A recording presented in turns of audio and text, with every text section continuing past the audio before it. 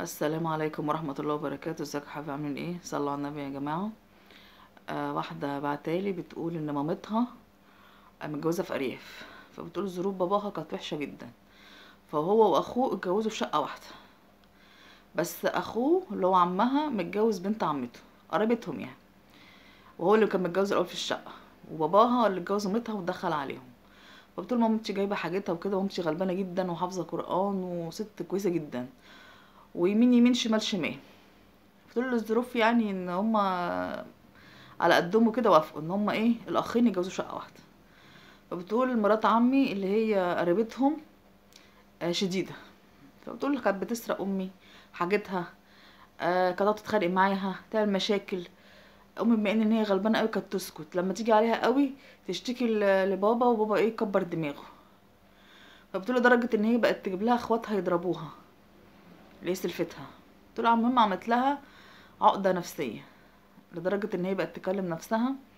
كانت هي بقى طبعا خلفتنا خلاص، بقت تخاف من اي حاجه، تخاف تتكلم، لا هي تسمعها تروح ضرباها تتخانق معاها تجيب لها اخواتها، بقت مكرهها في عيشتها. وهو طبعا ملهي في شغله ولا سائل في حاجه ولا شغله في حاجه، لدرجه ان هي بقت تروح تتعالج عند الدكتور نفساني.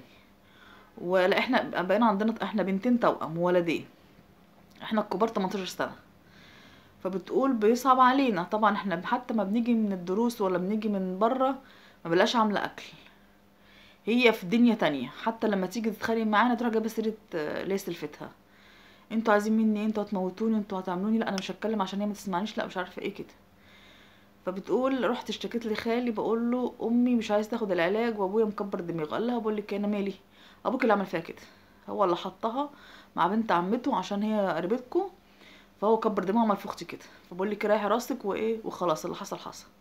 طب ما احنا مش عارفين نتعايش معاها، كل ما نكلمها تجيب سيرتها ومش عارفين ناخد منها حق ولا باطل، وعلى طول تزعلنا وتشتمنا وما بتعملناش حاجه.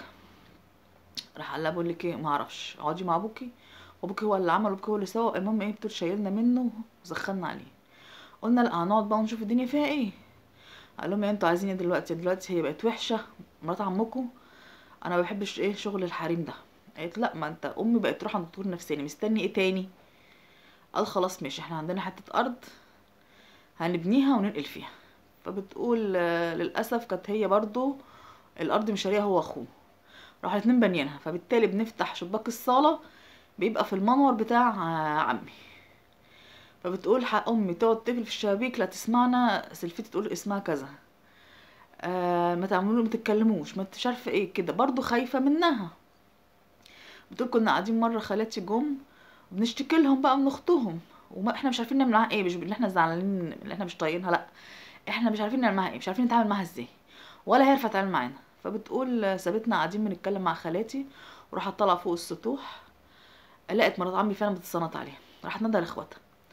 فسلفتها عايزه تدرع تحدفها بالطوب.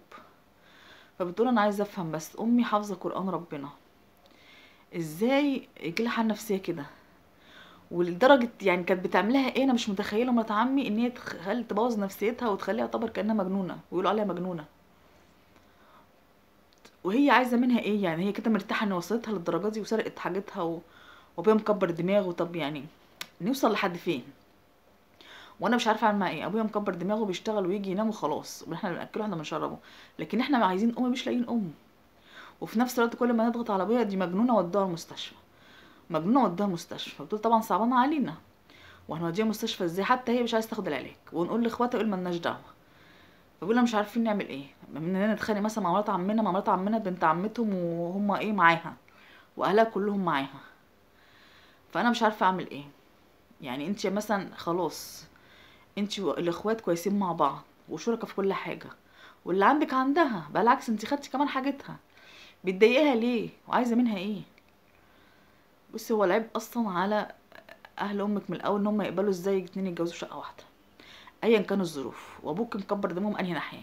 يعني لما يجي يلاقي مراته مضروبه من قرايبه، ولاد عماته يعتبر، ازاي يسكت يعني؟ ايه الاهانه دي؟ ما بالتاكيد لما اتكسر نفسها امك مره على مره على مره اثرت عليها. انت بتقولي حافظه قران، مال القران؟ امك امك اللي مظلومه مش ظالمه. يعني انتوا تبوظوا نفسيتها وتخربوها وترجعوا تقولوا مش عارفه ايه. ما ابوك الغلطان من الاول واهلها الغلطانين، سكتوا ليه وقبلوا ليه من الاول؟ لا انتوا ادوها بقى دكتور نفساني غصب عنها، وادوها علاج حتى لو هي مش ما تعرفش من وراها، لحد ما ربنا ياخد بايديها ويشفيها. المفروض انتوا تقولوا كبرتوا كده، خدوا حق امكم، اضغطوا على مرات عمكم دي، مالكيش دعوه بيها، انت عايزه منها ايه؟ ما انتوا خلاص انفصلتوا عن بعض، انت عندك بيتها ودي عندها بيتها، انت مالك ومالها. لكن ما تدمروش نفسيتها وترجعوا تقولوا اصل هنعمل ايه مش عارفين نعيش معاها. طب ما هي انتوا اللي بوظتوا نفسيتها اصلا. وابوك اللامبالاه بتاعته ده اخر، والله تلاقيه متجوز ومكبر دماغه ولا سائل فيها، ادام مش فارقه معاه كده. ودوها للدكتور غصب عنها، ان شاء الله تدوها العلاج وهي ما تعرفش حتى. وانتوا قلنا رايكم في الكومنتات، وصلوا على النبي، وسلام عليكم في فيديو جديد.